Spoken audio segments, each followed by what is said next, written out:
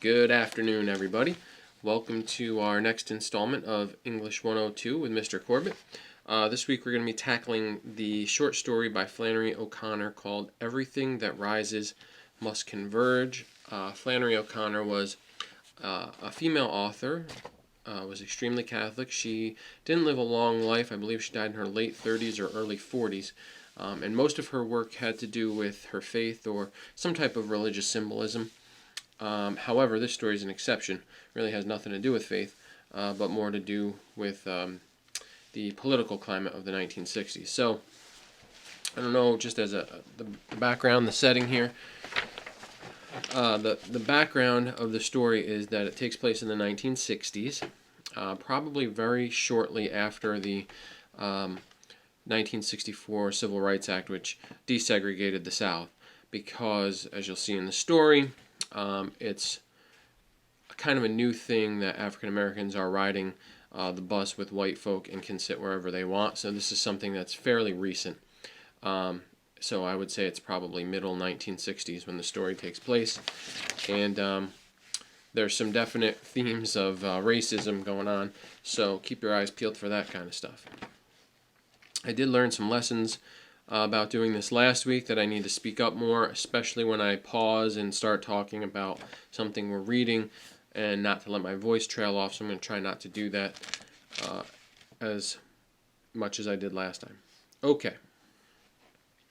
So we start with Everything That Rises Must Converge by Flannery O'Connor. If you're trying to do your note packet at the same time, your note sheet, I kind of gave you the setting. It's in the south of the United States. You don't know what city, and it's the 1960s. Also, the point of view is going to be third person, omniscient, and there's only, I believe, 3 characters I need you to keep track of. All right. Her doctor had told Julian's mother that she must lose 20 pounds on account of her blood pressure. So, on Wednesday nights, Julian had to take her downtown on the bus for a reducing class at the Y. The reducing class was designed for working girls over 50 who weighed from 165 to 200 pounds. His mother was one of the slimmer ones, but she said ladies did not tell their age or weight. She would not ride the buses by herself at night since they had been integrated, and because the reducing class was one of her few pleasures, necessary for her health and free, she said Julian could at least put himself out to take her, considering all she did for him. Julian did not like to consider all she did for him, but every Wednesday night he braced himself and took her. All right, a reducing class is just an old-fashioned name for weight loss class. So she is attending a weight loss class once a week, and her son, Julian, and by the way, she never gets a name, so you just call her Julian's mother, and Julian brings her every week to the Y. Now, Julian is a recent college graduate, so he's about 22, 23-ish, and his mother would be somewhere in her probably late 50s. She was almost ready to go, standing before the hall mirror, putting on her hat, while he, his hands behind him, appeared pinned to the doorframe, waiting like St. Sebastian for the arrows to begin piercing him. The hat was new, and it had cost her $7.50. She kept saying, "Oh, maybe I shouldn't have paid that for it. Oh, no, I shouldn't have. I'll take it off, and I'll return it tomorrow. I shouldn't have bought it." Julian raised his eyes to heaven. "Yes, you should have bought it," he said. "Put it on and let's go." It was a hideous hat. A purple velvet flap came down on one side of it and stood up on the other. The rest of it was green and looked like a cushion with the stuffing on. He decided it was less comical than jaunty and pathetic. Everything that gave her pleasure was small and depressed to him. Alright, so she's getting ready to go. She can't decide whether or not to wear this hat, and it's kind of a big, boisterous hat. And she puts it on, she takes it off, she puts it on, takes it, and finally she says, "I'm not going to wear it. I'll just return it. It cost me $7.50, which for the 1960s is a considerable sum, and she feels guilty for spending that much money on it. But notice that last line there. I really like how she makes it clear, Flannery O'Connor does. Everything that gave her pleasure was small and depressed to him. So right off the bat, you know the relationship is not great. Everything that gives her pleasure makes him depressed, and he looks down on it. Anything she likes, he looks down on. She lifted the hat one more time and set it down slowly on top of her head. 2 wings of gray hair protruded on either side of her florid face, but her eyes, sky blue, were as innocent and untouched by experience as they must have been when she was 10. Were it not that she was a widow who had struggled fiercely to feed and clothe and put him through school, and who was supporting him still until he got on his feet, she might have been a little girl that he had to take to town. It's all right, he said. Let's go. He opened the door himself and started down the walk to get her going. The sky was a dying violet, and the houses stood out darkly against it, bulbous, liver-colored monstrosities of a uniform ugliness, though no 2 were alike. Since this had been a fashionable neighborhood 40 years ago, his mother persisted in thinking that they did well to have an apartment in it.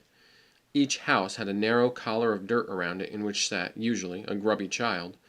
Julian walked with his hands in his pockets, his head down and thrust forward, and his eyes glazed with the determination to make himself completely numb during the time he would be sacrificed to her pleasure.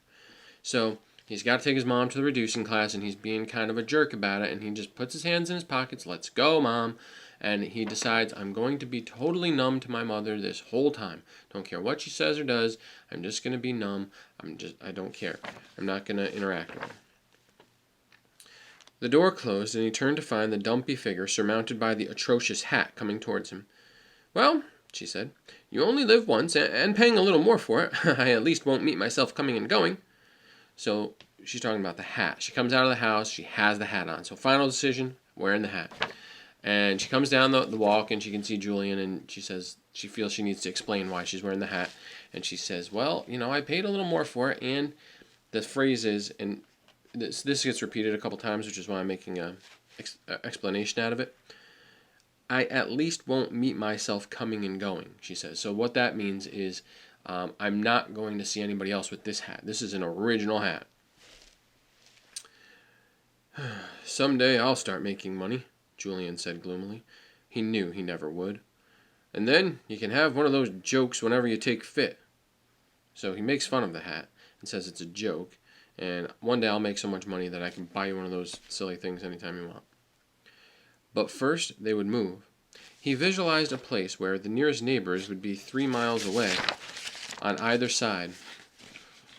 Oh, I think you're doing fine, she said, drawing on her gloves. You've only been out of school a year. Rome wasn't built in a day.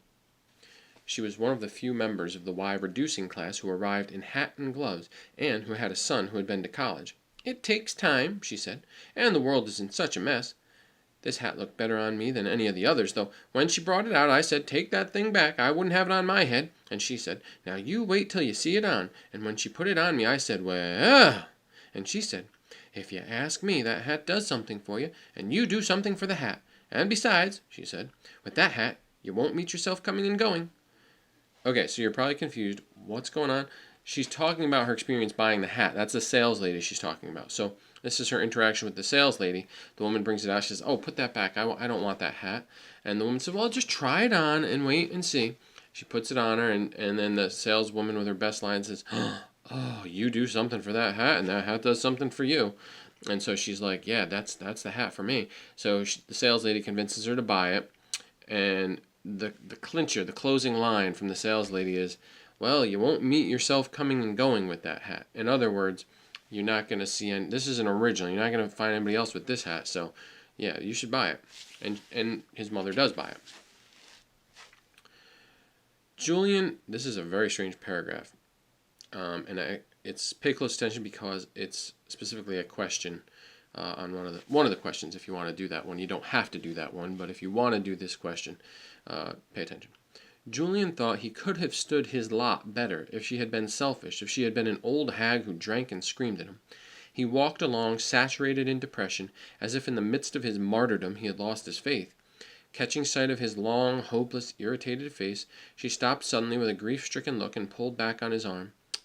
Wait on me, she said. I'm going back to the house and take this thing off, and tomorrow I'm going to return it. I was out of my head. Well, I can pay the gas bill with that $7.50.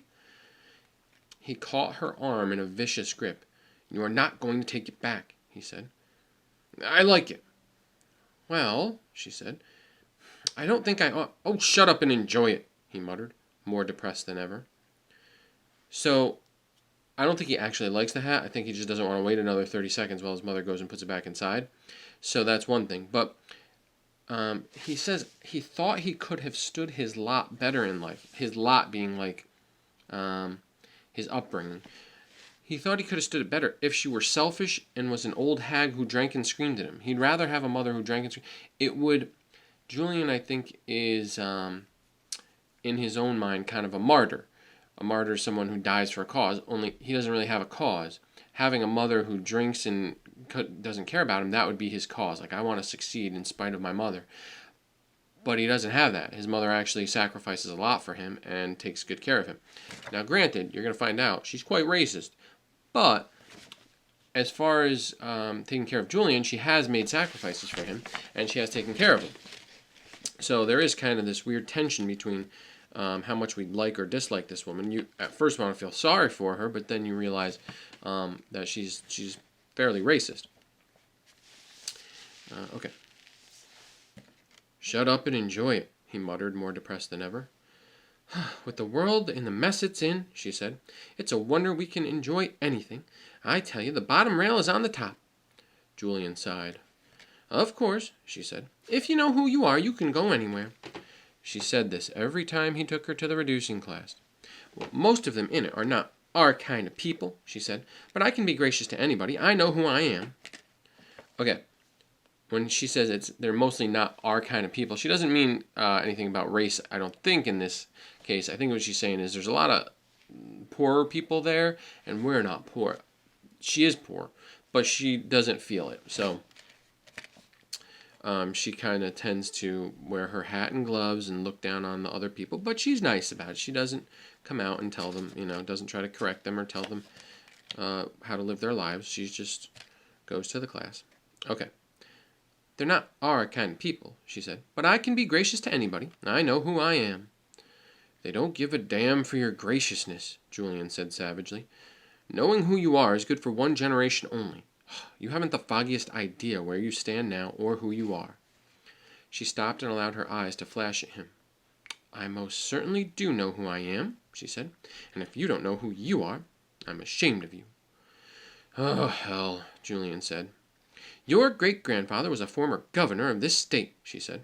Your grandfather was a prosperous landowner, and your grandmother was a god-high. Okay, a god-high has nothing to do with her religion. A god-high is a last name, which we're to take as something meaningful. So like if you said, oh, yes, her grandmother was a Kardashian, all of you would be like, oh, wow, Kardashian. A god-high would be somebody who, from a family that was very well known and very wealthy, as were their family. Her great-grandfather was a governor of the state, and I believe his last name is Chesney, if I remember correctly. Increase your voice, Mr. Corbin. Okay. Your grandmother was a god-high. Will you look around you, he said tensely, and see where you are now? He swept his arm jerkily out to indicate the neighborhood, which the growing darkness at least made a little less dingy. Well, you remain what you are, she said. Your great-grandfather had a plantation and 200 slaves. There are no more slaves, he said irritably. Well, they were better off when they were, she said. He groaned to see that she was off on that topic again. She rolled onto it every few days like a train on an open track. He knew every stop, every junction, every swamp along the way, and knew the exact point at which her conclusion would roll majestically into the station. It's ridiculous. It's simply not realistic. Well, they should rise, yes, but on their own side of the fence. So the they that she's talking about would be African Americans, and she's talking about segregation. Yeah, these African Americans, they should rise, but on their own side of the fence is a way of saying there's nothing wrong with segregation. And earlier, if you paid attention, she said something like, the world's in such a mess. The bottom rail is on the top. In other words, African Americans have equal rights now as white Americans, and she's just, this is terrible. This is a terrible thing to her. Oh, let's skip it, Julian said. Well, the ones I feel sorry for, she said, are the ones that are half white. They're tragic. Will you skip it? Well, suppose we were half white. We would certainly have mixed feelings. I have mixed feelings now, he groaned. Well, let's talk about something pleasant then, she said. Well, I remember going to Grandpa's when I was a little girl. Then the house had double stairways that went up to what was really the second floor.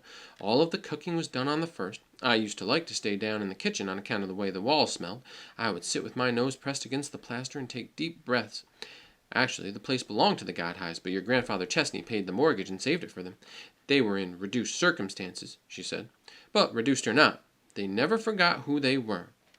Okay, so the history of the family is that the grandfather owned the great grandfather owned a plantation and had slaves. The grandfather did well for himself and was able to marry a Godhigh. That's the grandmother. She of course would change her name to Chesney, but he was able to actually save the house for the Godhigh family with the Chesney money. This is not all that important to the story, so don't freak out if you don't understand. Just know that he comes from a halfway decent family in terms of wealth, but he and his mother are no longer wealthy.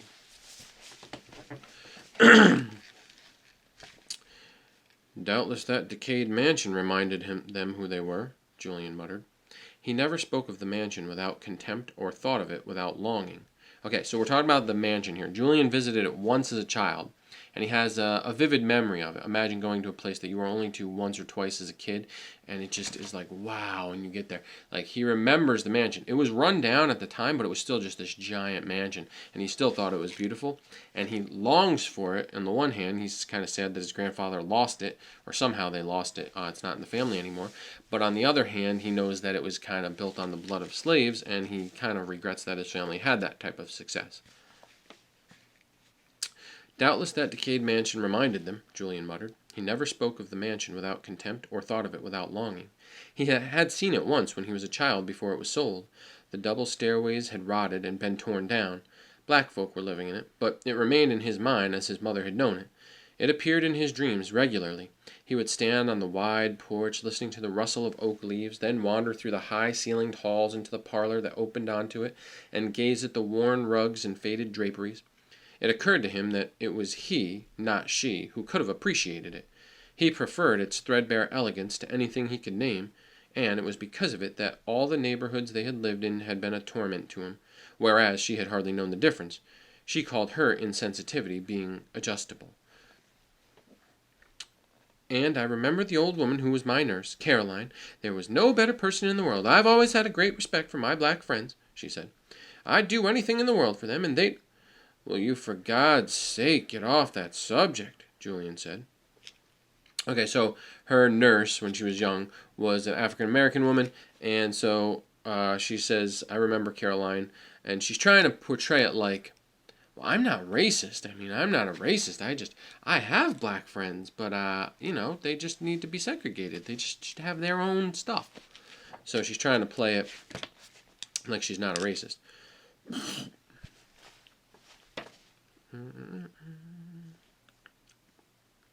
Will you, for God's sake, get off that subject, Julian said. When he got on a bus by himself, he made it a point to sit down beside a black person, in reparation, as if it were for his mother's sins. You're mighty touchy tonight, she said. Do you feel all right? Yes, I feel fine. Now, lay off, he said.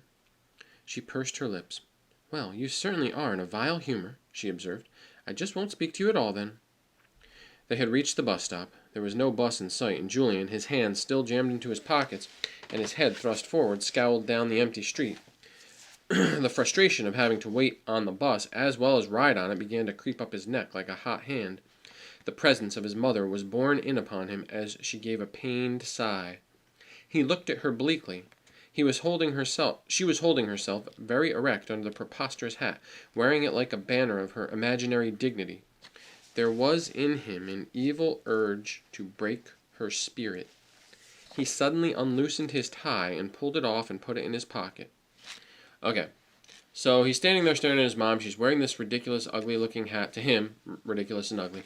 And he thinks to himself, I wish I could just break her spirit. She's always so happy about stuff. She doesn't even realize how poor we are, that she's a racist. She's so dumb. He just wants to break her spirit. So... he says, You know what I'm going to do? I'm going to take my tie off. Takes his tie off and puts it in his pocket because he knows that's going to upset her. Okay. He suddenly unloosened his tie and pulled it off and put it in his pocket. She stiffened. "Why must you look like that when you take me to town?" she said. "Why must you deliberately embarrass me?" "If you'll never learn where you are," he said, "you can at least learn where I am." "You look like a thug," she said. "Well, then I must be one," he murmured. "I'll just go home," she said. "I will not bother you if you can't do a little thing like that for me." Rolling his eyes upwards, he put his tie back on. "Restored to my class," he muttered. He thrust his face toward her and hissed. "True culture is in the mind. The mind," he said, and tapped his head. "The mind." "Oh, it's in the heart," she said, "and in how you do things, and how you do things is because of who you are." "Oh, nobody in the damn bus cares who you are," said Julian. "Well, I care who I am," she said icily. The lighted bus appeared on top of the next hill, and as it approached they moved out into the street to meet it. He put his hand under her elbow and hoisted her up onto the creaking steps. She entered with a little smile, as if she were going into a drawing room where everyone was waiting just for her. While he put in the tokens, she sat down on one of the broad front seats for three, which faced the aisle. A thin woman with protruding teeth and long yellow hair was sitting on the end of it. His mother moved up beside her and left room for Julian beside herself. He sat down and looked at the floor across the aisle where a pair of thin feet in red and white canvas sandals were planted. Okay, time out. This is going to be a minute. On the bus are seats. All right, I'm going to try and draw this for you. I don't know how this is going to go. If this is the bus,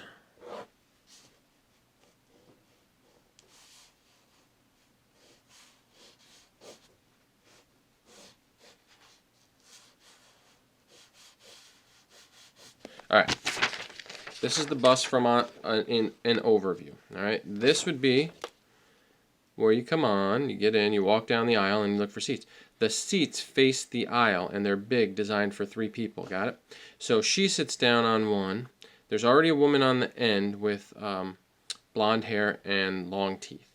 All right, and she sits down here, but then she realizes, okay, well, Julian's paying the toll. Let me make some room for Julian. So she slides down. So now Mom's here, and Blondie's here, and across the way is a woman with open-toed sandals. All right, so let me write this down.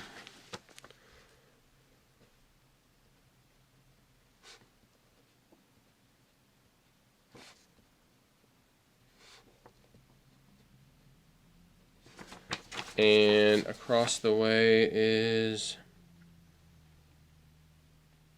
thin feet in red and white canvas sandals. All right, we don't find out their names. They're not major characters, but so you have Julian sitting in one seat, his mother sitting next to him, and then the blonde lady next to them, and then across from Julian is a woman with sandals. That is appearing backwards to you because my camera is front-facing right now, and I don't know how to write backwards. So you'll just have to read it backwards. All right.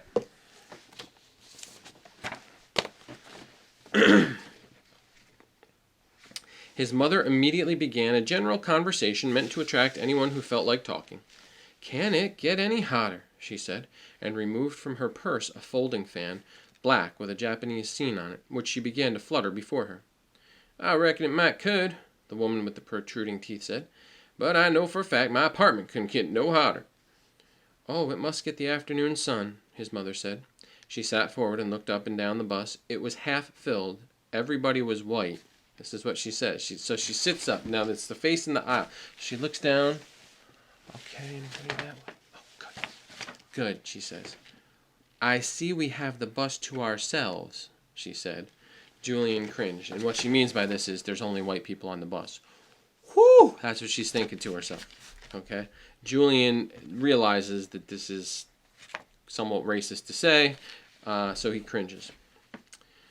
"For a change," said the woman across the aisle, the owner of the red and white canvas sandals. "I come on the other day, and they was thick as fleas, up front and all through." "The world is in a mess everywhere," his mother said.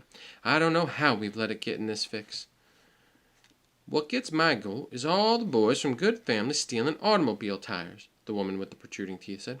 I told my boy, I said, you might not be rich, but you've been raised right, and if I ever catch you in any such mess, they can send you on to the reformatory, be exactly where you belong. So there was a thing going around. They would, steal tires off parked cars. So, which if you've ever been down to New York City, and like when I was a kid, and I used to go to the city for a Yankee game, Met game, whatever, go to the zoo. The first time I went down to the city, I was terrified because one of the first things I saw as we're driving in the city were just a couple cars, 3, 4 cars off on the sides of the roads and stuff, just up on cement blocks. And I was like, what? They're just stealing people's tires down here? I was scared. I was probably 7 or 8, and I was just scared, like, oh my gosh, what's going to happen when we park? Is somebody going to steal the tires off our car? So, but that's what she's talking about, that people would steal the tires right off your car. Okay.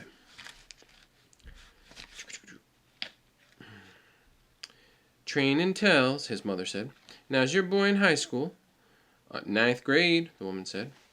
Well, my son just finished college last year. He wants to write, but he's been selling typewriters until he gets started, his mother said. The woman leaned forward and peered at Julian. He threw her such a malevolent look that she subsided against the seat. So you got Julian's mother between them, and Julian to mom's left, and the lady to her right. And she sits forward to look at Julian and give him a nice, hello, how are you? And Julian's like, just gives her a mean look. So she is not, she sits back like, oh, geez, what'd I do? She probably doesn't realize that he has already deemed her to be a racist too. He threw her such a malevolent look that she subsided against the seat. On the floor across the aisle there was an abandoned newspaper. He got up and got it and opened it out in front of him. His mother discreetly continued the conversation in a lower tone, but the woman across the aisle said in a loud voice, Oh, well, that's nice. Selling typewriters is close to writing. He can go right from one to the other. Selling typewriters is not close to writing. Just saying. Well, I tell him, his mother said, that Rome wasn't built in a day. Behind the newspaper, Julian was withdrawing into the inner compartment of his mind, where he spent most of his time. This was a kind of mental bubble in which he established himself when he could not bear to be a part of what was going on around him. From it he could see out and judge, but in it he was safe from any kind of penetration from without. It was the only place where he felt free of the general idiocy of his fellows. His mother had never entered it, but from it he could see her with absolute clarity.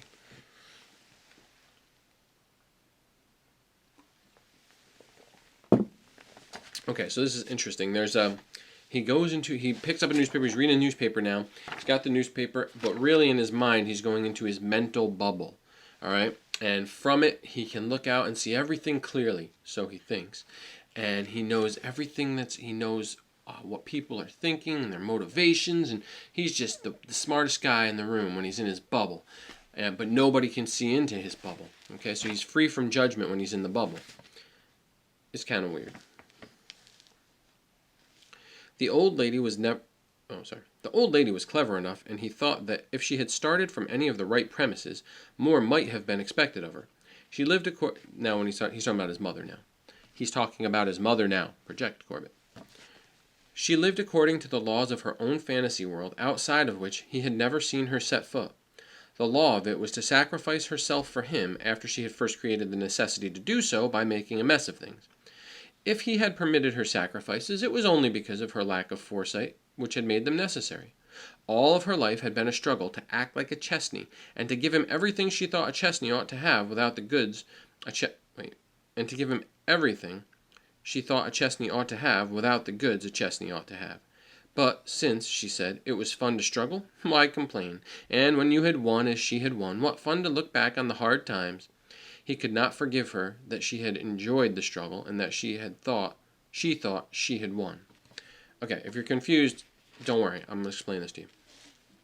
So remember earlier when he says, man, I would have been better off if I had been born to a drunk mother who abused me.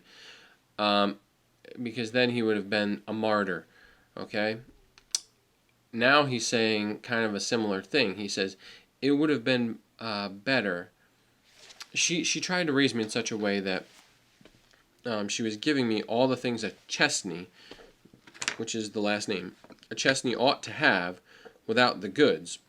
So she doesn't have the ability to give him everything a Chesney ought to have, but she tried. She sacrificed for him. She sent him to college. And in the next paragraph, it explains a little bit more of the sacrifices. And Julian, instead of being grateful and thankful, actually resents it because of how much he can't stand her. What she meant when she said she had won was that she had brought him up successfully and had sent him to college, and that he turned out so well, so good-looking. Her teeth had gone unfilled so his could be straightened. He was intelligent. He realized he was too intelligent to be a success, and he had a future ahead of him. There was, of course, no future ahead of him. She excused his gloominess on the grounds that he was still growing up and his radical ideas on his lack of practical experience. She said he didn't yet know a thing about life, and he hadn't even entered the real world when already he was as disenchanted with it as a man of 50. So his mother lets him get away with being gloomy by saying, well, he's just a kid. He's not old enough yet. He doesn't have enough real life experience. And all of the sacrifices she made actually annoy Julian because he feels as though he would have been better with no sacrifices. Better off if she hadn't made any sacrifices. He's kind of ungrateful.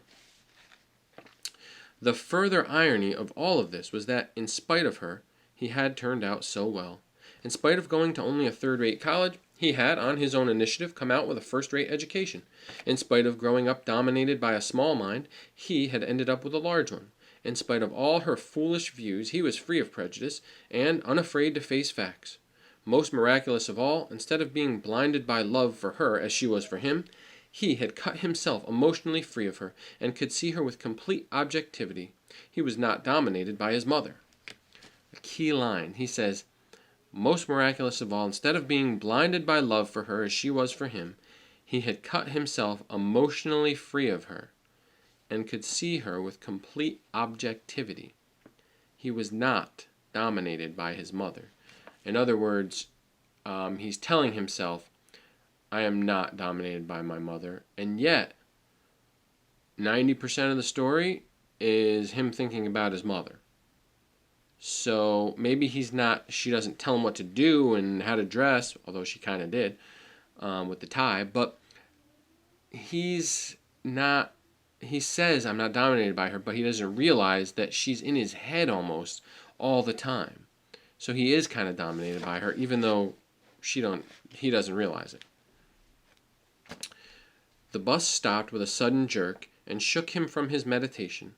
A woman from the back lurched forward with little steps and barely escaped falling into his newspaper as she righted herself. She got off and a large black man got on. Julian kept his paper lowered to watch. It gave him a certain satisfaction to see injustice in daily operation. It confirmed his view that, with a few exceptions, there was no one worth knowing within a radius of 300 miles. The black man was well dressed and carried a briefcase. He looked around and then sat down on the other end of the seat, where a woman with red and white canvas sandals was sitting. He immediately unfolded a newspaper and obscured himself behind it. Julian's mother's elbow at once prodded insistently into his ribs. Now you see why I won't ride on these buses by myself, she whispered. All right, so let me draw it for you.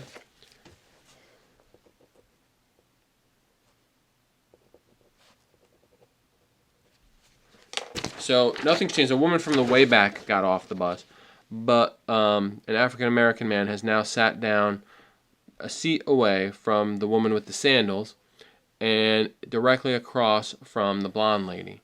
So Julian's mother's there. As soon as he sits here, the black man sits here, Julian grabs Julian's mother, elbows him in the ribs and says, now you see why I won't ride the buses. And Julian's like, yeah. Oh, wow, a black guy sat down across from you. Big deal.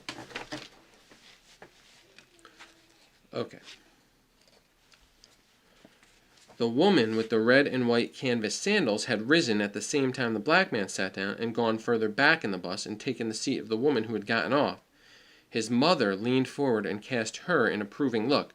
So as soon as this poor guy sits down, the lady with the sandals gets up and goes to the back of the bus, and sits down, and then Julian's mother leans over and is like, "Good job." Gives her an approving look as if to say, "Way to go, fellow racist." So this is kind of sad. And you can understand Julian's position that this is really sad and rude, but don't give Julian too much credit yet. Okay. Okay, so to tick his mother off, Julian decides. Julian rose, crossed the aisle, and sat down in the place of the woman with the canvas sandals. From this position, he looked serenely across at his mother. Her face had turned an angry red. He stared at her, making his eyes the eyes of a stranger. So he gets up. So because it's 3 people in one seat on the one side, and there's just the one guy there and 2 empty seats. And so Julian says, "You know what? I'll just get up." He gets up and goes and sits on the other side of the aisle. Give his mom and him a little bit more room. But now Mom is looking at him like, oh, she's so angry. He stared at her, making his eyes the eyes of a stranger. He felt his tension suddenly lift, as if he had openly declared war on her. Whoa. He would have liked to get in conversation with the black man and talk to him about art or politics or any subject that would be above the comprehension of those around them. But the man remained entrenched behind his paper. He was either ignoring the change of seating or had never noticed it. There was no way for Julian to convey his sympathies. His mother kept her eyes fixed reproachfully on Julian's face. The woman with the protruding teeth was looking at him avidly, as if he were a type of monster new to her. So when he gets up and switches across the aisle, 3 feet away, okay, his mother is staring daggers at him, and the lady next to her, the blonde lady with the protruding teeth, she's like, she can't believe that Julian would leave his mother unattended 3 feet away with a black man just a couple feet away from that. Whoa. Okay. The woman with the protruding teeth was looking at him as avidly as if he were a type of monster new to her. Do you have a light?" he asked the black man. Without looking away from his paper, the man reached into his pocket and handed him a packet of matches. "Thanks," Julian said. For a moment he held the matches, foolishly. A no smoking sign looked down upon him from over the door. This alone would not have deterred him from smoking, but he had no cigarettes. He had quit smoking some months before because he could not afford it. "Sorry," he muttered, and handed back the matches. The black man lowered the paper and gave him an annoyed look. He took the matches and raised the paper again. So Julian's like, "Hey, how can I tick my mom off even more, now that we've declared war on each other? Let me ask this guy if he's got any matches." So he does, and then he's like, "Thanks." "Oh, yeah. I can't smoke. No smoking. Oh, and I don't have any cigarettes, so, here you go. Sorry." And the guy takes him back like, "What's your problem, kid?" Okay. His mother continued to gaze at him. His mother continued to gaze at him, but she did not take advantage of his momentary discomfort. Her eyes retained their battered look. Her face seemed to be unnaturally red, as if her blood pressure had risen. Julian allowed no glimmer of sympathy to show on his face. Having got the advantage, he wanted desperately to keep it and carry it through. He would have liked to teach her a lesson that would last her a while, but there seemed to be no way to continue the point. The black man refused to come out from behind his paper. So, Julian wants to teach Mom a lesson by using this black guy. He's like, "You know what? How can I use this guy to teach her a lesson?" So who's the racist? I mean, yeah, she's out and out racist. But Julian's like, how can I manipulate this dude to get him to show my mother that she needs to learn to like black people? How do I do that? So he's kind of maybe a little bit of, I wouldn't say racist, but perhaps being a little bit prejudiced here. Or doesn't realize his own prejudices. Julian folded his arms and looked stolidly before him, facing her, but as if he did not see her, as if he had ceased to recognize her existence. He visualized a scene in which the bus, having reached their stop, he would remain in his seat, and when she said, "Aren't you going to get off?" he would look at her as at a stranger who had rashly addressed him. So he says, my mother doesn't dominate me, but I can do nothing but think about how to teach her a lesson. Ooh, how can I do it? Ooh, when she gets up to get off, she's going to start walking towards the bus door, and I'm just going to sit here. And she's going to look at me and say, oh, aren't you getting off? And I'm going to say, I'll look at her like she's a stranger. Yeah, good son. The corner they got off on was unusually deserted, but it was well lighted, and it would not hurt her to walk by herself the 4 blocks to the Y. He decided to wait until the time came, and then decide whether or not he would let her get off by herself. He would have to be at the Y at 10 o'clock to bring her back, but he could leave her wondering if he was going to show up. There was no reason for her to think she could always depend on him. He retired again into the high-ceilinged room, sparsely settled with large pieces of antique furniture. So he starts imagining this mansion from his family's past, the one time that he visited it.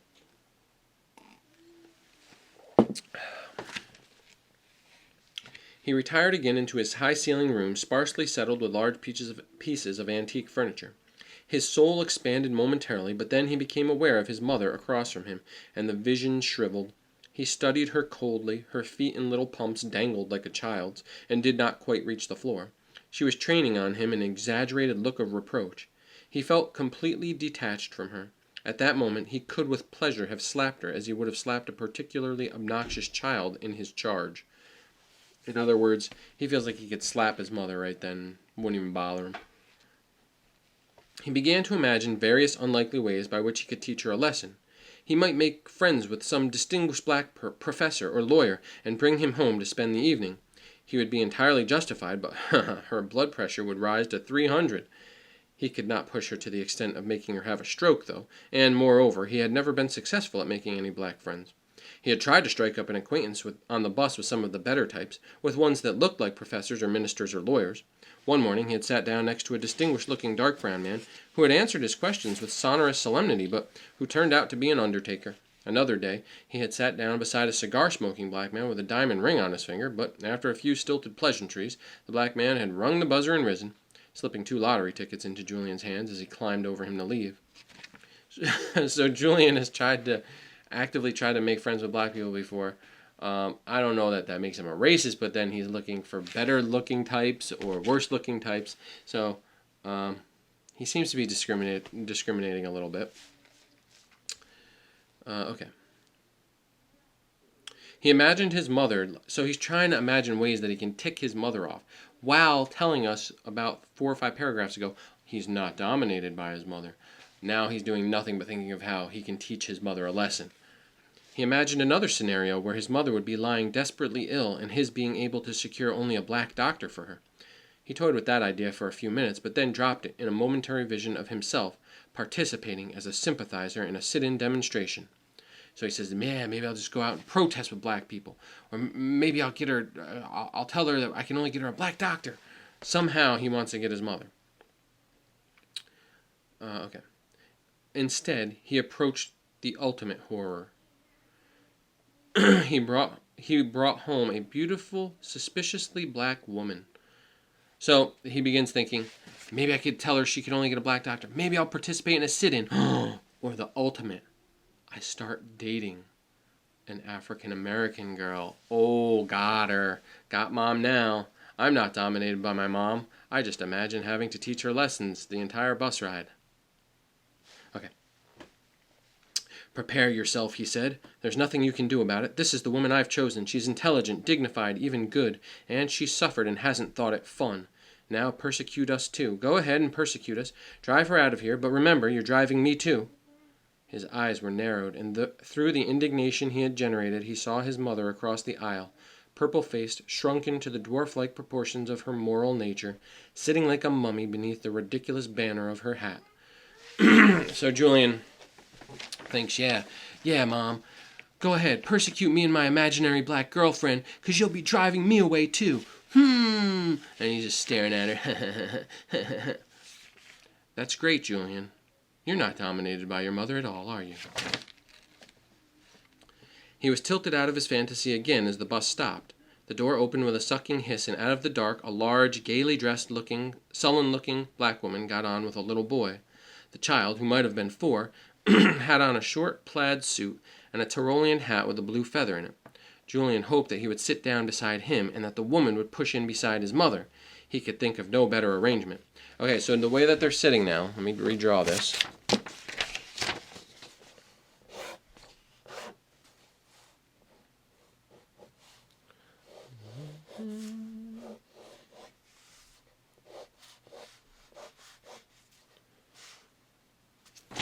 Gotta look at my old drawing here. She got up. Okay.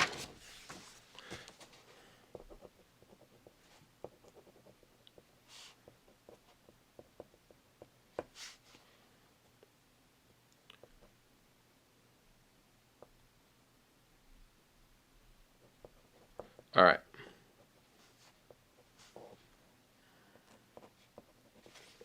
So this is how it is when the bus comes to the stop to let the next person on. You got Julian's mother and Julian sitting opposite each other. You got the blonde lady sitting a seat away from Julian's mother, and you got the African American man sitting a seat